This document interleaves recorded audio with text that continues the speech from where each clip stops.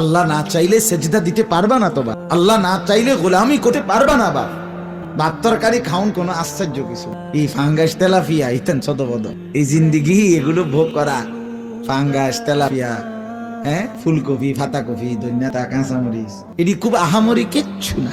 এই সব মিললে আমরা যা ভোগ করি, আরে বেকুব মানুষ আমরা।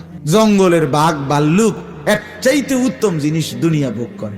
আমি নিজে দেখছি চিড়িয়াখানায়, চিটাগাঙের ওইদিকে বড় চিড়িয়াখানা, ওইখানে দেখছি যে দুপুরবেলা একদিন বাঘেরে গোশত দিছে, গরুর গোশত। আমি জিগাইলাম, ভাই কদ্দুর দিছে নেন? কয় হুজুর, এই চিড়িয়াখানার বাঘেরে জঙ্গলের সমপরিমাণ দেওয়া যায় না, চিড়িয়াখানার একটা সীমাবদ্ধতা আছে, আমরা কি আর ওই রকম চাহিদা মতো দিতে পারি না। আমি বলছি আচ্ছা ঠিক আছে, কিন্তু এনে দিছেন কদ্দুর? চাহিদা হোক আর না হোক, কয় যে এমনি প্রতি বেলা 20-22 কেজি গরুর গোশত দিতে হয়।